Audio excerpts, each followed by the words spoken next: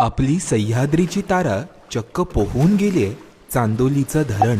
हो हो, मगरींनी भरलेलं चांदोलीचं धरण, तेही 1.5 किलोमीटर न थांबता.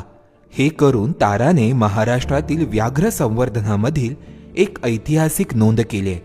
झालं असं की 18 डिसेंबर रोजी पहाटे विलग्नवासाच्या पिंजऱ्यातून बाहेर पडल्यानंतर STR T5 म्हणजेच ताराने सोनारलीचे पठार गाठले.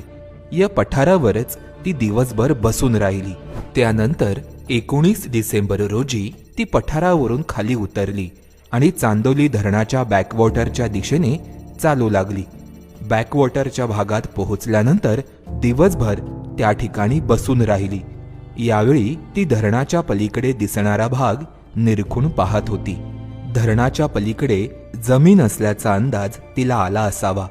या काळात VHF मॉनिटरिंग टीम तिच्या मागावर होतीच. सायंकाळी 6 वाजण्याच्या सुमारास ती जागेवरून उठली आणि पाण्याच्या दिशेने चालत गेली.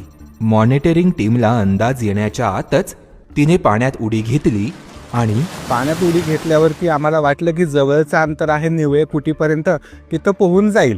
परंतु तसं न करता तिनं 200 मीटर पाण्यात गेल्यावरती स्वतःचा विचार बदलला आणि डायरेक्ट लेफ्ट टर्न घेऊन झोळंबी पठाराच्या दिशेने निघाली.